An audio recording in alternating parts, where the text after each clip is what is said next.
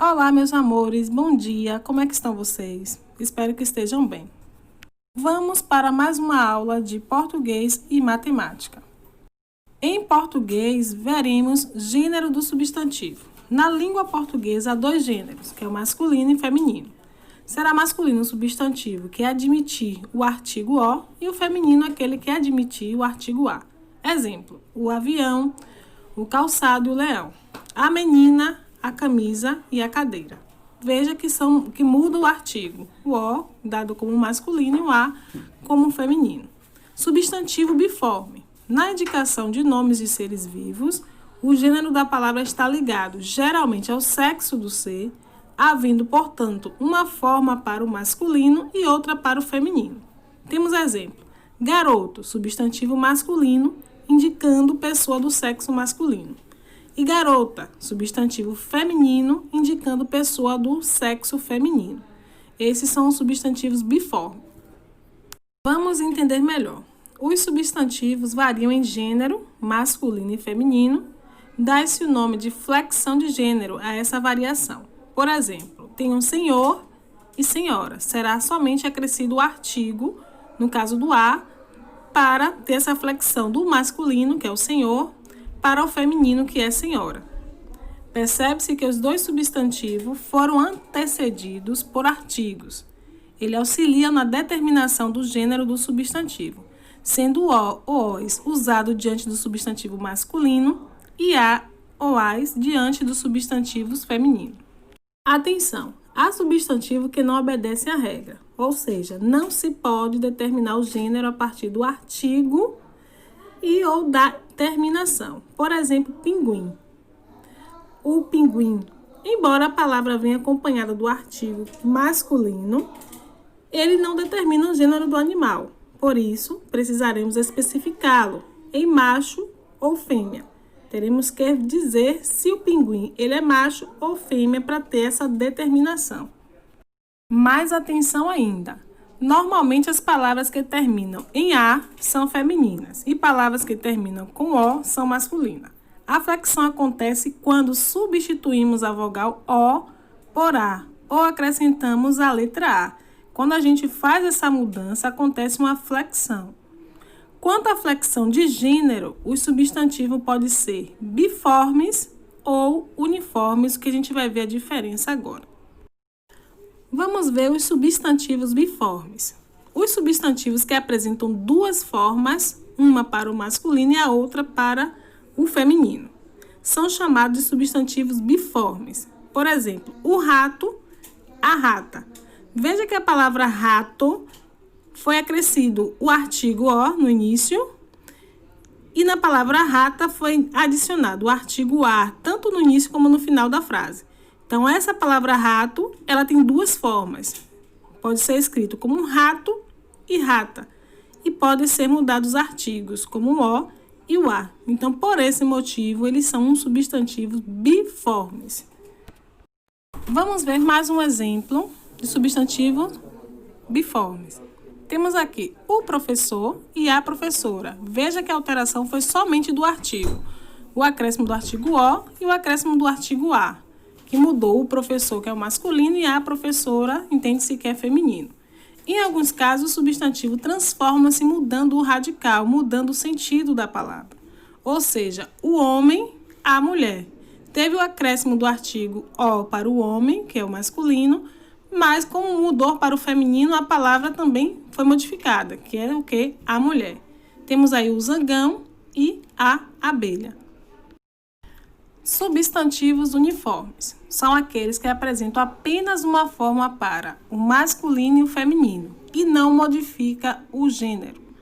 Temos aí a mesa e o livro. Ele tem apenas uma forma. Não tem nenhum tipo de alteração. A mesa, o mesa. Ele é escrito somente dessa forma. O artigo, tanto o A como o O, eles já vão definir o gênero, se é masculino ou feminino, sem ter alteração.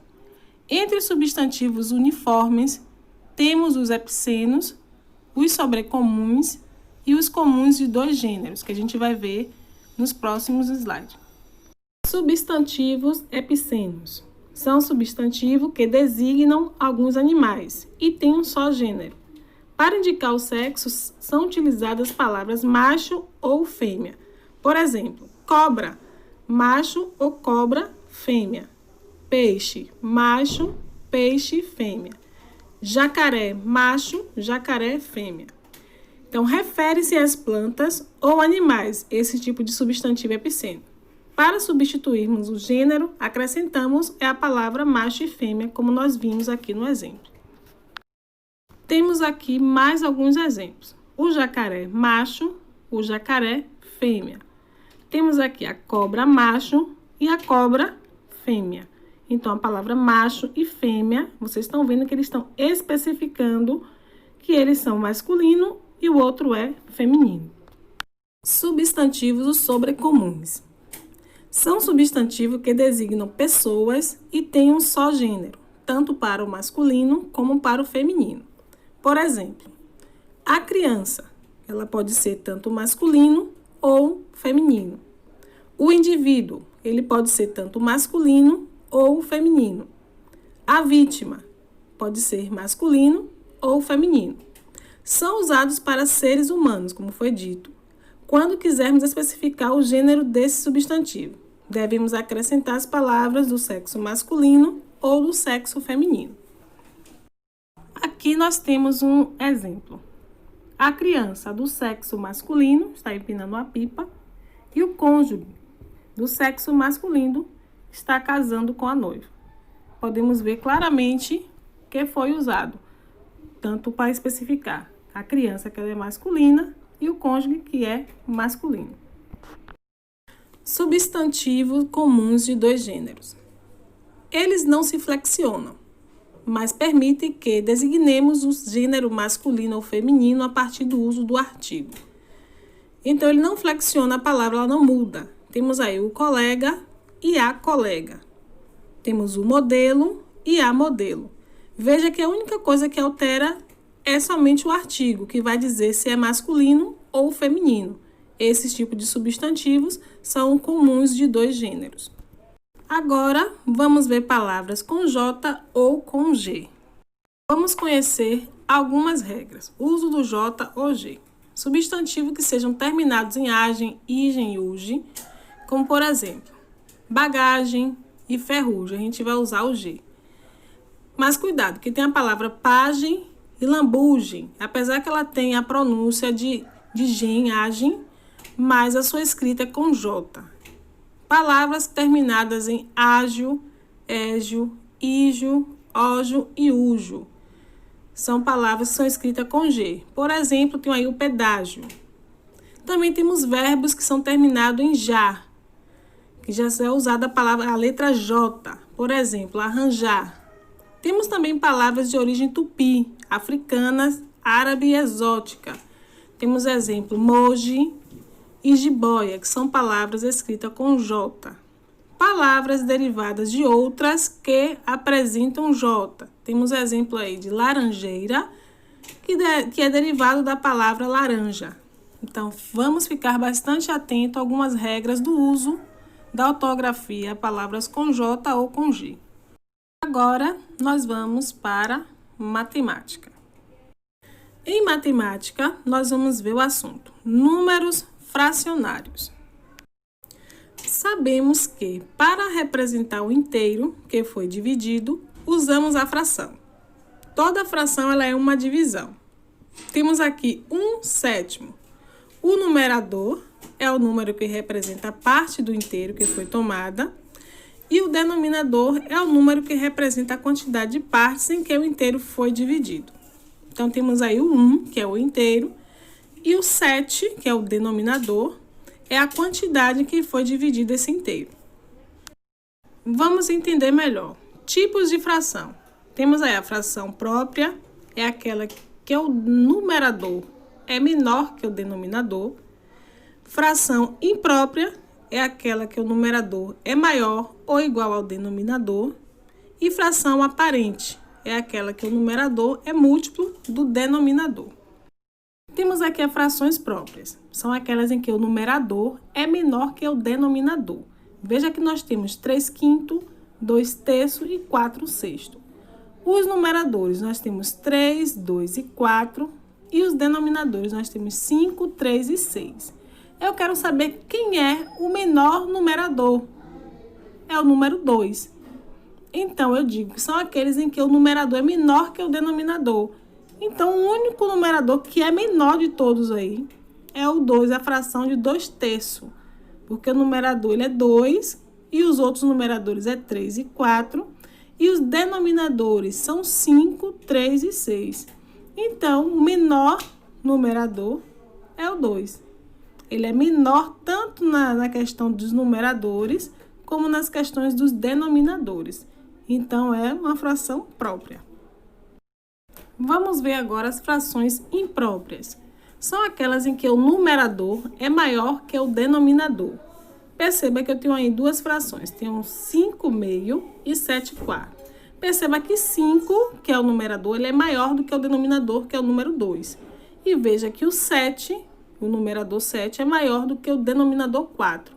Então, essas frações, elas são chamadas de frações impróprias. Frações aparentes. Frações aparentes, o numerador é múltiplo do denominador. Veja que eu tenho aqui 3 exemplos. Letra A, 8/4. Esse 8/4, o 8, ele pode ser dividido por 4, que vai dar 2. Então, o numerador, ele pode ser múltiplo do denominador. Temos aqui a letra B, 15/3. Então, 15, ele pode ser dividido por 3, que é igual a 5. Temos a letra C, 16/16. 16 pode ser dividido por 16, que vai dar 1. Então, essas frações em que o numerador ele é múltiplo do denominador, elas são chamadas de frações aparentes. Vamos ver aqui as frações equivalentes. São frações que representam a mesma quantidade. Para obter uma fração equivalente, basta você multiplicar ou dividir o numerador e o denominador de uma fração pelo mesmo número, desde que este seja diferente de zero. Veja que eu tenho aqui a fração 8/16. Eu tenho 16 partes com 1.008. Veja que eu posso dividir esta fração e multiplicar de várias formas. Posso fazer 1/2, posso fazer 2/2, posso fazer ela 4/4 e posso fazer ela 4/4, que vai dar o mesmo resultado. Você vai ver que eu vou fazer ao inverso. 1 vezes 2 dá 2, 2 vezes 2 vai dar 4, que é a primeira fração que tem aqui depois do símbolo da igualdade. Vezes, posso fazer, 4 vezes 4, que vai dar 16, e 2 vezes 4, que vai dar 8. Você viu que, independente da forma como eu dividi a fração, ela vai dar o mesmo resultado, que é 8/16. Essas frações são chamadas de frações equivalentes. Vamos ver agora como ler as frações. Vamos aprender mais como se lê a fração. Nós temos aqui 1/2, 1/3, 1/4, 1/5, 1/6, 1/7, 1/8 e 1/9. Temos também 1/10. Quando passar de 10, 1/11. Não esqueça de acrescentar o avos. Temos aí 1/12, 1/13, 1/14 e assim sucessivamente. Quando chegar em 100, vai ser 1/100. Pode ser 1/1000. Mesmo que mude o numerador, você tem que ler os denominadores. Presta bastante atenção. 1/10, pode ser que seja 2/10 e assim sucessivamente. Vamos ficar bastante atento como se lê a fração. Vamos ver também comparação de frações. Como comparar uma fração? Para comparar as frações, usamos o sinal menor que e maior que, e o sinal de igualdade. Comparação de frações, veja aí, aponta sempre para o menor. Lá, e a boquinha, quando fica aberta, sempre aponta para o maior. Na comparação de frações, devemos observar 4 fatores que são muito importantes, que eu vou mostrar para vocês agora. O fator 1, se é possível comparar frações que estejam relacionadas com o mesmo inteiro. Você não pode comparar uma fração que é um círculo dividido em círculo para uma fração que está dividida como um retângulo. Não podemos compará-la, pois os inteiros são totalmente diferentes, só quando os inteiros são iguais. O número 2. Quando as frações às quais pretende se comparar tiverem denominadores iguais, a menor fração será o que tiver o menor numerador. Veja aí que eu tenho uma fração 3/4 e 2/4. Veja que eu tenho o mesmo denominadores, 4 e 4, numeradores diferentes. Quem é que vai ser a menor fração? É a que tiver o menor numerador. Então, 2/4 é a menor fração. Fator número 3. Quando as frações às quais pretende se comparar tiverem numeradores iguais e denominadores diferentes, a maior fração será a que tiver o menor denominador. Temos aqui 3 frações, 1/4, 1/2 e 1/8. Temos aí, todas 3 têm o mesmo numerador, só que ela tem denominadores diferentes. Então, a maior fração será que tiver o menor denominador, que no caso é 1/2. O denominador dele é 2, então ele é o menor dentre todas as frações. Então, esse é um grande e importante fator que você tem que estar atento. Fator número 4. Quando as frações tiverem numerador e denominador diferentes, devemos reduzir os denominadores a um mínimo múltiplo comum para conseguir compará-las.